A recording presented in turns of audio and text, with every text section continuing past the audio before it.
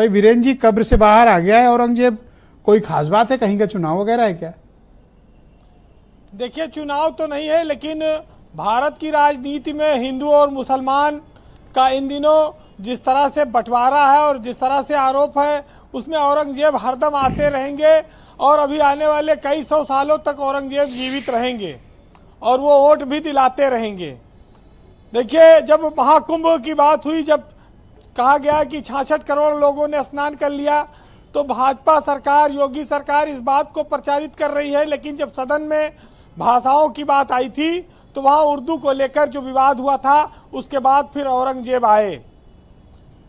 उर्दू और हिंदी इस देश में, इस देश के बाहर भी बहुत लोकप्रिय है, दोनों मिलजुल कर रहती हैं। लेकिन अबू आसिम आजमी हो, इमरान मसूद हो, मुनव्वर राना के बेटे हो, जिन लोगों ने औरंगजेब का समर्थन किया, उन्होंने उर्दू को भी बदनाम किया, मुसलमानों को भी वो बदनाम कर रहे हैं। ब्रजेश जी, औरंगजेब का नाम इसलिए आता है कि जैसे हम लोग अपने यहाँ कहते हैं कि रावण किसी का नाम नहीं रखते, उसी तरह का औरंगजेब है, जो अत्याचारी हो, जो कत्ल कराता हो, क्रूर हो, दूसरे के धर्म को नष्ट करता हो, जो खलनायक हो, वो औरंगजेब है। और सब लोग जानते हैं 50 साल राज किया, बहुत हिंदुओं को मरवाया, मंदिर तोड़ा और तमाम सारे उसने अत्याचार किए, जजिया कर लगा दिया, सब किया।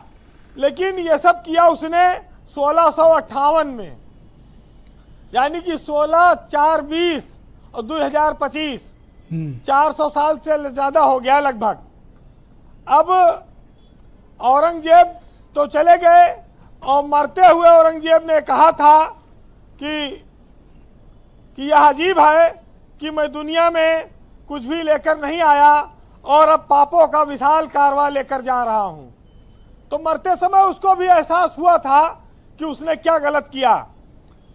ब्रजेश जी, एक बहुत रोचक बात आती है कि वो अपने लड़के को चाहता था कि हिंदी सीखा है, क्योंकि इससे यहाँ की मातृभाषा थी और शासन करने में आसानी देती थी। चूंकि ये लोग फारसी थे, तो उसने अपने बेटे आजम शाह को हिंदी सिखवाया था। जबकि उसका एक भाई था जिसको दारा सिकोह को उसने खाली इसीलिए मरवा दिया कि वो हिंदुओं की पैरवी करता था, वो संस्कृत भाषा को महत्व देता था और उदारवादी था। और बाद में अपने लड़के से कहा सीखो हिंदी। तो ये जो उसके जीवन में नफरत और प्रेम का जो आया है, दौर आया है, वो उसके अनुभव से आया होगा संभवतः।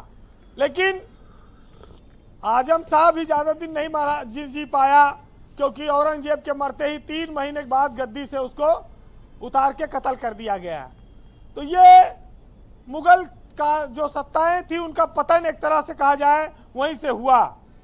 लेकिन सबसे बड़ी बात यह है कि औरंगजेब ने दक्षिण भारत में जो अत्याचार किया मराठा शासकों के साथ, शिवाजी, संभाजी और जो हमारे सिख भाई थे उनके साथ, वो शायद इतिहास में कभी भूला नहीं जाएगा।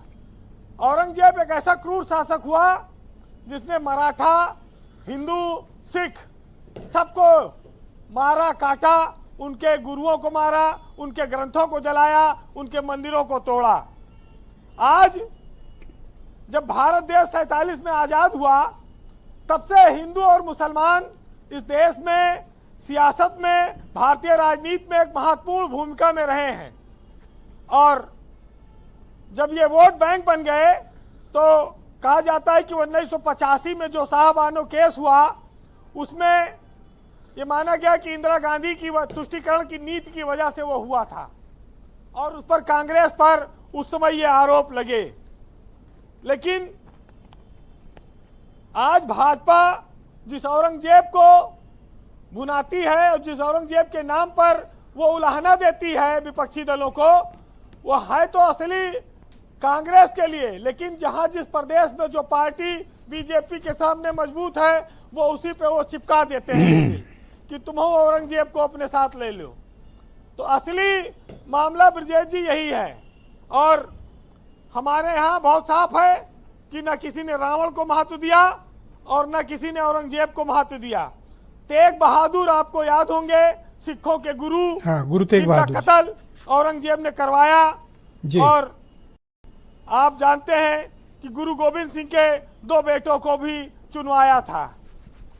तो कितनी तकलीफदायक हमारे समाज में हमारे महापुरुषों ने झेली है, उनके परिवार ने झेली है। क्या औरंगजेब का राजनीतिक इस्तेमाल किया जा रहा है?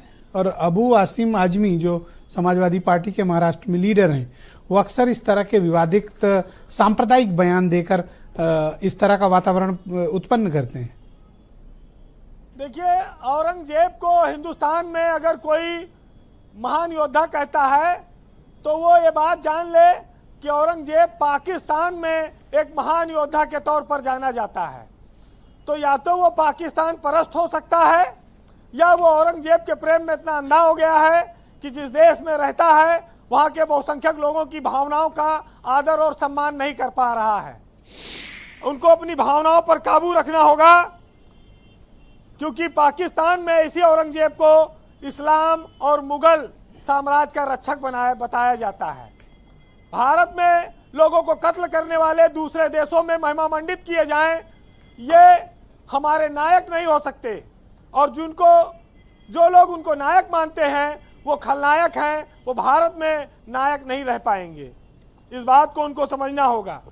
ब्रजेश जी, हम लोग उस परंपरा को मानने वाले लोग हैं जहां एक पिता के वचन की खातिर राम ने, जिनका राज्याभिषेक हो रहा था, अगले दिन गद्दी छोड़कर 14 साल के लिए वनवास चले गए। और एक ये मुगल कालीन शासक हैं जिन्होंने अपने बाप को मार कर गद्दियां हथियाई हैं, कत्ल कर कर गद्दियां हथियाई हैं। ये भारत में सनातन संस्कृति का एक फर्क है, एक अंतर है, जिसको मरते दम पर शाहजहां जिसने ताजमहल बनवाया उसी का तो लड़का था ये औरंगजेब। मरते दम तक शाहजहां को ये बात समझ में आ गई थी। ब्रजेश जी, 7 साल तक औरंगजेब ने शाहजहां को एक किले के कमरे में कैद करके रखा था और कहा था कि एक टूटही जो है मटकी में पानी और एक अन्न कोई मांग लो। एक आप बीच में मुझे कुछ एक शेर भी सुनाते थे इससे रिलेटेड, पानी वगैरह से, क्या था वो? थोड़ा बिल्कुल, तो मैं आज वही सुनाऊंगा आपको। अच्छा, हाँ, मुझे एक दिन आप कह रहे थे। और तो शाहजहां ने एक बार अपनी बेटी से कहा कि अपने भाई से कह दे कि ये जो मटकी है, अगर समूची मटकी मुझे दे दे, ये टूटी हुई है, तो मैं पूरे दिन आराम से पानी पी लूंगा और मैं यहाँ झरोखे से ताजमहल देख के जीवन काट लूंगा। तो बहन ने कहा औरंगजेब के कि भाईजान, अब्बा हुजूर की इच्छा है कि उनको एक नई मटकी दे दी जाए। तो औरंगजेब इतना क्रूर था अपने पिता के प्रति, उसने कहा कि जो उनसे कह दो कि जो मटकी उनके पास है उसी में काम चलाए, नहीं वो भी तोड़वा दूंगा, बिना पानी को उनको मैं तड़पा के मार दूंगा। तो औरंगजेब के इस क्रूरता पर जब उस सूचना पहुंची शाहजहां को, तो शाहजहां फारसी का एक अच्छा शायर भी था, तो उसने फारसी में 2 लाइन का एक शेर कहा, सुनिएगा कि ऐ पिसर तू अजब मुसलमानी, बा पिदरे जिंदा आप तरसानी। मतलब थोड़ा सा इसको डिफाइन करिए ब्रजेश जी। इसका अर्थ यह है कि शाहजहां कहता है कि ऐ मेरे बेटे, पिसर मतलब बेटा हुआ, ऐ मेरे बेटे तू अजब मुसलमान है, तू इस तरह का मुसलमान है जो अपने बाप को जिंदा पानी के लिए तरसा रहा है। और एक ये देश है जिस पर हम लोग शासन करते हैं, यहाँ के हिंदुओं को 100 बार प्रणाम है, जो मरने के बाद भी अपने पितरों को 1 महीना तक पानी पिलाते हैं। वाह, इतनी वैरायटी सिर्फ वीरेन जी में ही आ सकती है कि फारसी का शेर भी सुना सकते हैं और दोहा भी बोल लेते हैं। ये वैरायटी सिर्फ आपको विरले ही किसी पत्रकार में मिलेगी जो हमारे वीरेन जी में। जी वीरेन जी, तो सुनिएगा कि हिंदू मंदिर तोड़ने वाला वो औरंगजेब है, और गर्दन काटी और जनेऊ संतों का अपमान किया, काम किया जिसने हर काला वो औरंगजेब है। भोले शंकर की काशी में मस्जिद को तामीर किया और जिसने तोड़ा भव्य शिवाला वो औरंगजेब है। बहुत शुक्रिया वीरेन जी, आपका बहुत बहुत धन्यवाद ग्राउंड जीरो से अपना फीडबैक, ओपिनियन और ऑब्जर्वेशंस हम तक पहुंचाने के लिए। बहनों भाइयों, इस परिचर्चा का दूसरा चरण प्रारंभ करते हैं। डॉक्टर रवि भट्ट जी मेरे साथ मौजूद हैं, जाने माने हिस्टोरियन हैं।